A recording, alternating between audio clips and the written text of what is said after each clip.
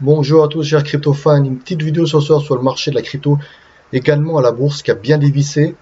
Alors, le Bitcoin n'a pas tenu les 30 000 hein, comme hier, a dévissé de moins 3% aujourd'hui, presque 4%, enfin, moins 4% pardon là maintenant, à 28 899.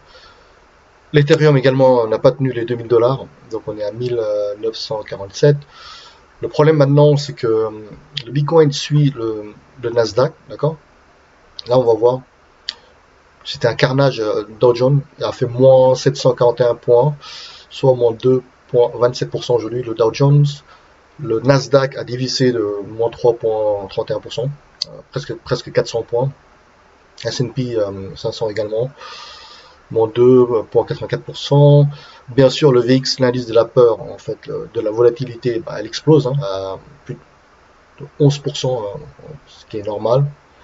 Et le dollar qui se renforce un petit peu là, plus 0,17%. Alors, on va analyser le Bitcoin pour essayer de tenter de voir à quel niveau on va descendre. D'accord.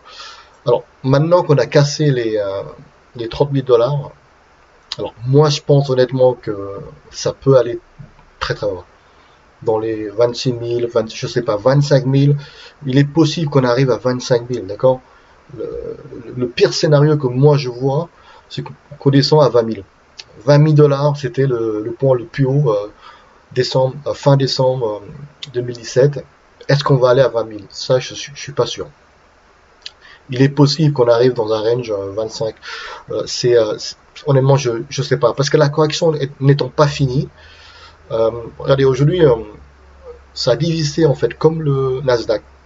La courbe était symétrique, était quasi symétrique avec les Nasdaq, Dow Jones, Bitcoin. D'accord.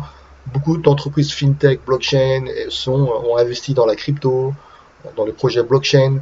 En plus, le Bitcoin est coté, il y a des futurs en fait Bitcoin au Nasdaq, etc. On parle d'ETF également qui a été approuvé en Australie. Alors c'est pour ça que les gens peuvent shorter et vendre à découvert du Bitcoin en poussant le prix vers le bas. Également shorter le Nasdaq. Et forcément, ça corrige sévère aujourd'hui sur le Nasdaq, qui a fait 3%, et moins 3%, moins 4% sur le Bitcoin. À 25 000 dollars, il est possible qu'on descende, parce que la correction n'est pas finie. Il est possible sur le Nasdaq, qu'on descend encore de moins 20%. Euh, Au total, c'est possible qu'on arrive à moins 50% au Nasdaq, parce qu'il y a moins de liquidité, hausse des taux, pour essayer de contrôler l'inflation. Regardez aujourd'hui, par exemple, euh, on va voir le cours en fait, les informations de ce site qui est pas mal, de Charlie Bilello. En fait, aujourd'hui, c'était l'inflation au Royaume-Uni, c'était il me semble, dans les voilà, 9%. Les données sont sorties aujourd'hui, ici. Alors, 9%, c'est vraiment haut comme taux d'inflation au Royaume-Uni depuis les années 80. C'est vraiment à cause de la planche à billets, la pression monétaire. Maintenant, on arrive à des taux d'inflation qui est vraiment terrible pour la classe moyenne et la classe pauvre, je pense. Et là, États-Unis dans les 8,3%, oui, c'est quand même le zone euro.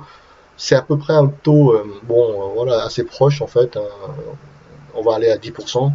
Mais moi, je pense qu'honnêtement, c'est beaucoup plus élevé, hein, le taux d'inflation, d'accord? Parce que tout augmente. La méthode de calcul déjà il minore les taux. On arrive quand même à des 9 à 8% et voire 7% en zone euro. Et c'est un carnage, hein, parce que votre monnaie papier, bien sûr, perd de la valeur chaque jour qui passe à cause de l'inflation. Alors en termes j'avais vu quelque part, il avait très bien, voilà, quelque part, voilà, le taux, en fait, il parle de taux réel de banque centrale, hein, moins l'inflation. Alors pour la Turquie, c'est moins 56%, Argentine moins 9%, UK moins 8%, zone euro moins 7,9%, États-Unis moins 7,4%, donc taux négatif, hein, avec l'inflation. Et donc c'est pour ça qu'il est important maintenant, je pense que la musique doit s'arrêter. Ils vont vraiment augmenter les taux, peut-être beaucoup plus élevés, je n'en sais rien. Pour l'instant, il y a un pricing dans les 50 points de base au mois de juin, aux réunions. mais ça va quand même faire un carnage à la bourse, d'accord? Chaque augmentation, forcément, la bourse, bien sûr, fait des rebonds. Après, ça chute de manière sévère, moins 1000 points, comme on a vu la dernière réunion de la Fed. Il y avait un rebond du Dow Jones, mais après, le lendemain, ça fait moins 1000 points. Vous voyez, donc c'est un peu. Là, c'est le taux d'inflation, c'est report du mois d'avril 2022, CPI report. Le pétrole, 80, 80%. Wow. Gasoline, 43%. Tout augmente, le gaz, 22%. L'électricité, 11%. C'est vraiment un carnage. Ça va être un carnage pour les gens qui n'ont pas, comment dire, hedgé, couvrir, euh, comment dire, contre l'inflation, et qui ont que leurs revenus en fait.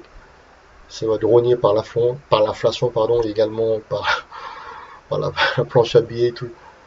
Ce qui est terrible, terrible, terrible. Mais le Royaume-Uni, c'est 9% de taux d'inflation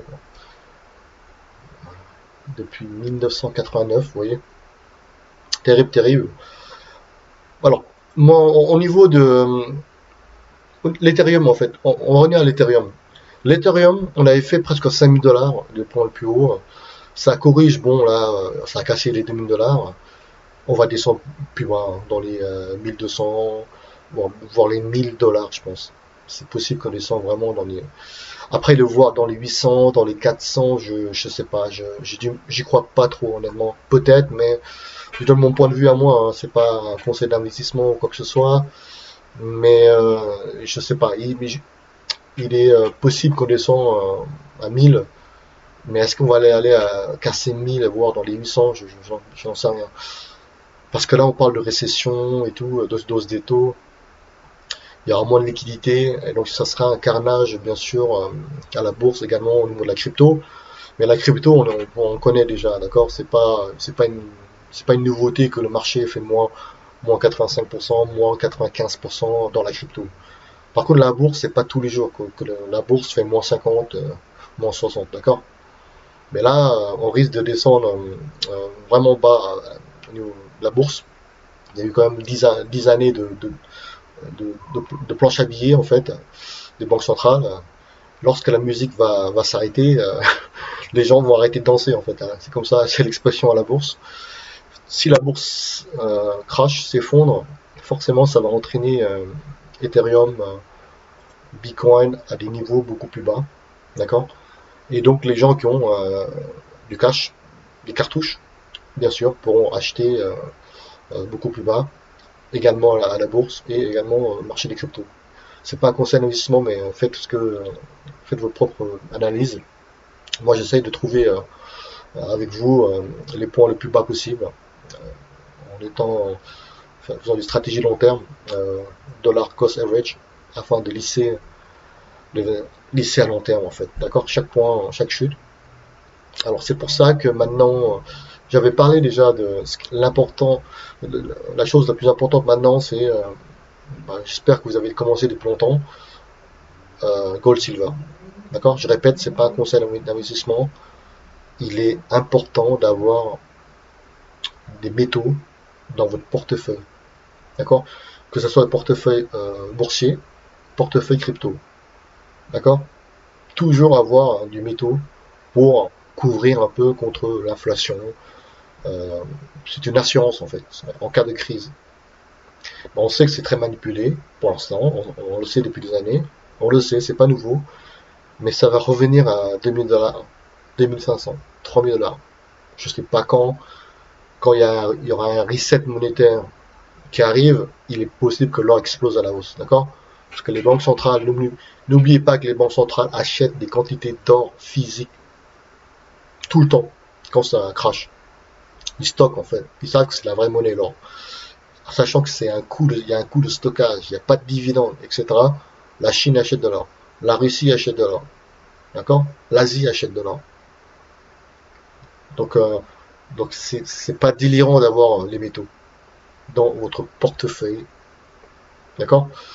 Parce que, en termes de. J'ai fait une feuille Excel pour vous montrer maintenant la corrélation, en fait.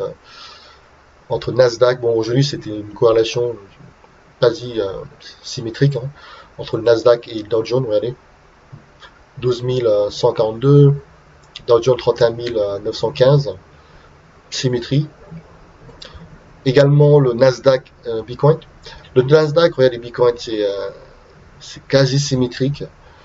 Ça a chuté de moins 4, et celui-là moins 3%, Nasdaq. Euh, on est à 20, on a tapé 28 936 Bitcoin.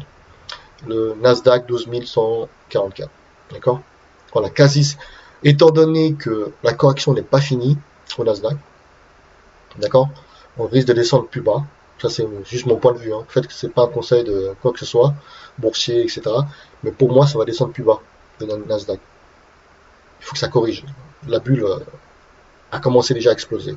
Donc, ça va descendre plus bas. Forcément, ça va entraîner le Bitcoin dans les 25 000, voire les 20 000 dollars. Et ça, ça va être terrible pour les gens comment dire, qui sont rentrés à 50 000, à 69 000 dollars le Bitcoin. Vous voyez. Et donc, pour les gens qui, bien sûr, qui connaissent le marché des futurs en Bitcoin, n'oubliez pas que vous pouvez shorter, vendre à découvert. Également sur le Nasdaq, vendre à découvert du Bitcoin si vous pensez que le marché va descendre plus bas. Donc, à chaque rebond, il y a des gens qui, bien sûr, qui ont du cash, d'accord. Tout le monde n'a pas de cash.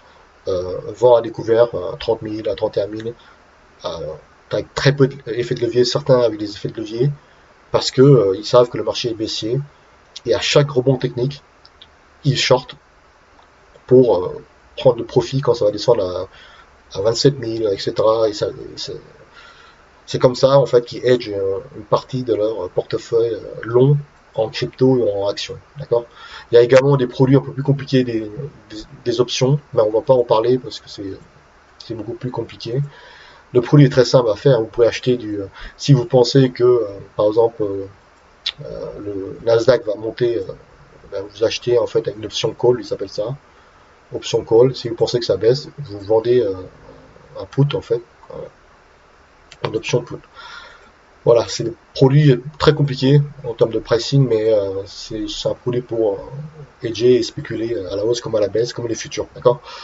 Voilà, voilà. Donc, gardez le moral, hein, c'est pas, ça devait arriver de toute façon, d'accord. La correction devait arriver, il fallait que ça pète, il fallait que la bulle explose, et ça pouvait pas durer 20 ans à la hausse. Comment dire, l'explosion de la bulle est beaucoup plus rapide dans le monde de la crypto. On a eu par exemple en 2021 la le bull run en fait qui est monté à 1000%, 5000% en crypto, mais la correction elle est assez rapide en fait. Donc la bulle a explosé en 2022 là, la crypto, la bourse c'est beaucoup plus lent, plus long en fait. On a fait un bull run depuis des années à la bourse, ça n'a pas arrêté de monter à cause de la planche à billets. Et là, ça commence à corriger en 2022, d'accord. On a fait moins 20%, Nasdaq, etc. Ça corrige, mais ça n'a pas encore vraiment corrigé sévèrement, d'accord. Et ça risque de corriger sévèrement. C'est pour ça que 2023, ça va être vraiment terrible. Ça va descendre, on risque de descendre beaucoup plus bas. Mais pour les gens qui ont du cash, c'est un moment historique pour pouvoir acheter au plus bas possible. C'est ce qui s'est passé en 2008. N'oubliez pas que les gens qui ont du cash, en 2008, ils ont racheté presque tout au niveau le plus bas possible. Goldman Sachs, les actions de Goldman Sachs, les actions de JP Morgan, la SG, etc. Toutes les actions ont dévissé. Et les gens qui sont rentrés en 2008, également qui sont rentrés dans l'or, à l'époque étaient dans les 800 $ l'once d'or. Maintenant, ils ont gardé pendant 10 ans, bah, c'est jackpot. Donc ça arrive pas tous les jours, un crack. Ça arrive peut-être tous les 10 ans, les 12 ans, j'en sais rien, d'après les graphiques. Mais c'est une opportunité historique pour les gens qui ont du cash. D'accord. Je répète, c'est pas un conseil d'investissement, mais pour les gens qui ont un strong mindset, un mindset fort, il faut vraiment pas louper une occasion comme ça. D'accord. Si le but étant de trouver le point le plus bas possible, et c'est pour ça que moi, à la bourse, j'ai vraiment évité tout ce qui est action. D'accord. Je répète, c'était beaucoup trop haut, et ça a corrigé. Ça a corrigé, d'accord. Il faut être patient, garder ses cartouches, sur plusieurs niveaux. Faites ce que vous voulez, faites votre propre analyse. Et n'hésitez pas, si vous avez des questions, faites un commentaire également sur la chaîne. N'hésitez pas à vous abonner, euh, à soutenir la chaîne. L'idée étant de partager les idées, de voir les points les plus bas, à quel niveau ça va aller le Bitcoin, la bourse à quel niveau ça va aller, etc. D'accord? Voilà, passez une bonne journée à tous. Au revoir.